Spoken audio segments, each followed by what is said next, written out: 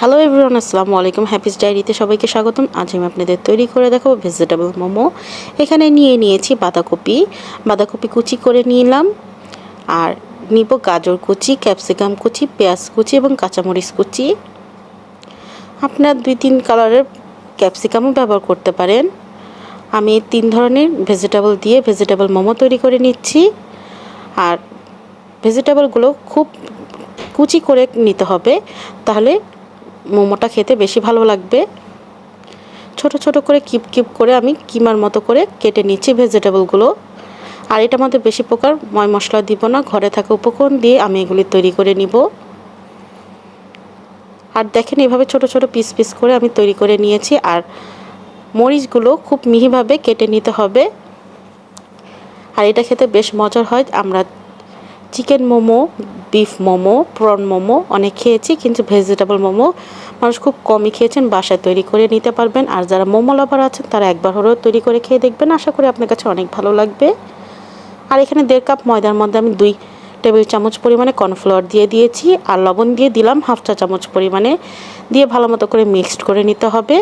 তারপর অল্প অল্প করে নর্মাল পানি দিয়ে একটা সফট ডো তৈরি করে নিতে হবে। বেশি নরমও হবে না, শক্ত হবে না, এরকম একটা সুন্দর করে একটা ডো তৈরি করে নিতে হবে। আর কর্নফ্লাওয়ার দেওয়ার কারণে মোমোটা অনেক সফট হবে আর জুসিনেস হবে। আমি মোমোর ডোটা তৈরি করে নিলাম। অল্প অল্প করে পানি দিয়ে তারপর ডোটা তৈরি করতে হবে। বেশি পরিমাণ পানি দিলে নরম হয়ে যাওয়ার সম্ভাবনা রয়েছে, এর জন্য সুন্দর একটি সফট ডো হয়েছে। দেখেন বেশি নরমও হয়নি, শক্ত হয়নি। এরপর আমি একটি ঢাকনা দিয়ে ঢেকে রেখে দেবো, 10 মিনিটের জন্য রেস্টে রেখে দেবো। আর এখানে ভেজিটেবলটা তৈরি করে নিচ্ছি। এখানে আদা রসুন পেস্ট দিয়ে দিলাম 1/2 চা চামচ পরিমাণে, তেল দিয়েছি 3 টেবিল চামচ পরিমাণে, আর দিয়ে দিলাম ভেজিটেবলগুলো। এখানে বাঁধাকপি কুচি, গাজর কুচি, ক্যাপসিকাম কুচি, পেঁয়াজ কুচি, আর নিয়েছি কাঁচামরিচ কুচি। আর এখানে দিব কালো গোলমরিচ 1 চা চামচ পরিমাণে দিব। আর লবণ দিয়ে দিয়েছি 1/2 চা চামচ পরিমাণের। আর সয়া সস দিব 1 চা চামচ পরিমাণের। এই মশলাগুলোই ব্যবহার করব। আর দিয়েছিলাম টমেটো সস 1 চা চামচ পরিমাণে। এই মশলাগুলোই ব্যবহার করব, কোনো প্রকার আদার্স অন্য কোনো মশলা ব্যবহার করব না। অল্প মশলাতে অনেক সুস্বাদু হয়, ছোট বড় সকলের কাছে অনেক ভালো লাগবে। বাসা অবশ্যই ট্রাই করে দেখবেন। আশা করি অনেক ভালো লাগবে। যে বাচ্চারা ভেজিটেবল খেতে চান কিন্তু মোমো লাভার আছেন, সে বেবিদের কিংবা বড়দের আপনারা এভাবে মোমো তৈরি করে দিতে পারেন। বিভিন্ন নাস্তা আমি তৈরি করে থাকি, সেই রেসিপিগুলো চাইলে আপনারা দেখে আসতে পারেন। মজাদার রেসিপিগুলো আপনারা পেতে চাইলে আমার কমেন্ট বক্সে জানাতে পারেন। আর চটজলদি রেসিপি দেখতে কার না ভালো লাগে। আর এই ভেজিটেবল মোমো খেতে তো সকলের কাছে ভালো লাগবে আশা করি। আর উপরে 1/2 চা চামচ পরিমাণ চিনি দিয়ে দিয়েছি, এতে করে টেস্টটা বহুগুণে বেড়ে যায়। আর 1 চিমটি পরিমাণে আমি টেস্টিং সল্ট দিয়েছিলাম, আর ফ্রেশ ধনিয়া পাতা দিয়ে দিয়েছি, এতে করে সুন্দর একটা গ্রান আসবে, খেতে ভালো লাগবে। ভালো মতো মিক্সড করে নিলাম সবজিগুলোর সাথে। সবজিটা যখন নরম হয়ে আসবে সে পর্যন্ত আমি অপেক্ষা করব। আর মোমোটা তাহলে স্টিম হতে বেশিক্ষণ সময় লাগবে না, আর মুখরোচক ভেজিটেবল মোমো হবে। আর যদি এভাবে স্টিম ছাড়া দেন তাহলে শক্ত শক্ত লাগবে, খেতে ভালো লাগবে না। আমার পুরটা রেডি হয়ে গিয়েছে। এখন আমি ছোট ছোট লিচি কেটে আমি মোমোটা তৈরি করে নিব, রুটির মতো করে বেলে। আর এই রুটিটা দেখেন এখনও সফট রয়েছে। আমি লিচি কেটে বড় করে আগে একটা পরোটার মতো তৈরি করে নিব, তারপর একটা কুকি কাটার কিংবা বড় একটা ঢাকনা বিশিষ্ট কোনো ধারালো জিনিস দিয়ে আমি এটা ছোট ছোট লুচির মতো কেটে নিব। তারপর এটার মধ্যে পুর দিয়ে আমি ফার্স্টে পরোটার মতো বেলে নিচ্ছি। দেন এরপর আমি এটা কেটে নিব লুচি আকারে।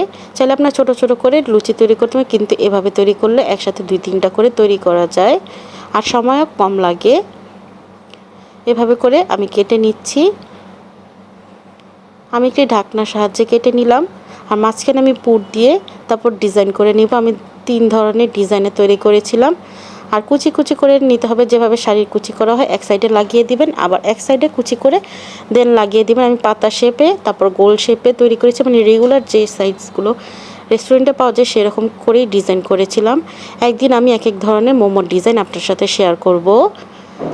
আমার কেন জানি এটার ডিজাইনের যে ভিডিওটা সেটা কেটে গিয়েছে, এর জন্য আপনাদের সাথে শেয়ার করতে পারলাম না। এই জন্য আমি আন্তরিকভাবে দুঃখিত। আপনাদের সাথে আমি শীঘ্রই এই মোমোর ডিজাইনগুলো আপনার সাথে শেয়ার করব। আশা করি আপনার কাছে ভালো লাগবে। আর এই এগগুলি আমি স্টিম করতে দিয়ে দিব। আমি ফার্স্টে পানি গরম করতে দিয়েছি একটা ভাতের পাতিলের মধ্যে। যখন গরম হয়ে আসবে একটি ঝাঁঝরির মধ্যে আমি একটু তেল ব্রাশ করে নিচ্ছি, মানে আমি টিস্যু দিয়ে করে নিয়েছি।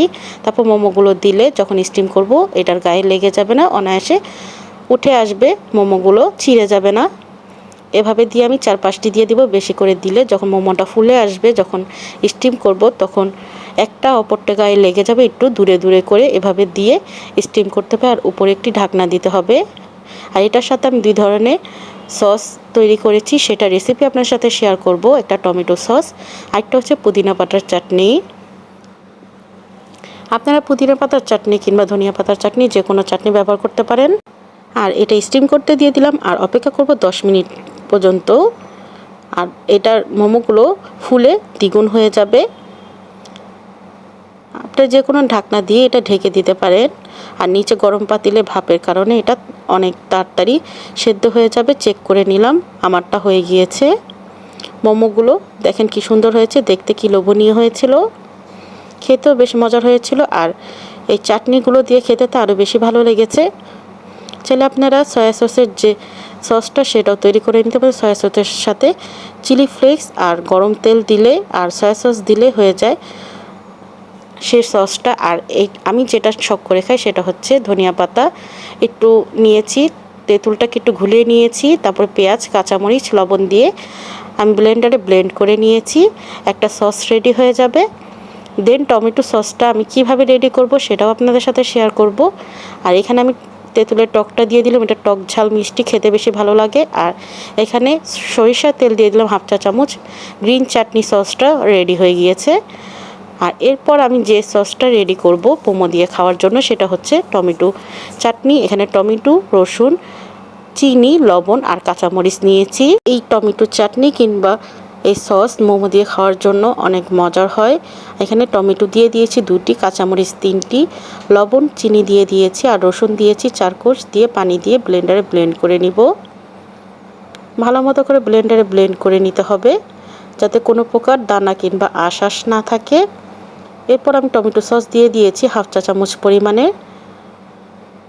দিয়ে এরপর আবারও আমি দিয়ে দিলাম শুকনো মরিচ 3টি আর যে ব্লেন্ডারে ব্লেন্ড করা টমেটোটা তা দিয়ে দিচ্ছি, দিয়ে আবারও ব্লেন্ডারে ব্লেন্ড করে নেব। তাহলে একটু স্পাইসি হবে, খেতে ভালো লাগবে। আর লেবুর রস দিয়ে দিলাম আমি 1/2 চা চামচ পরিমাণে, দিয়ে ভালো মতো মিক্সড করে নিব। হয়ে যাবে টমেটো সস। এই 2 ধরনের সস দিয়ে খেতে বেশ মজার হয়। চাইলে আপনার সয়া সসেরও সসটা তৈরি করে নিতে পারেন। আপনার সাথে 3টি সসেরই আমি একটি বর্ণনা দিলাম আর 2টি দেখিয়ে দিলাম। আজ এই পর্যন্ত। আল্লাহ হাফেজ, আসসালামু আলাইকুম।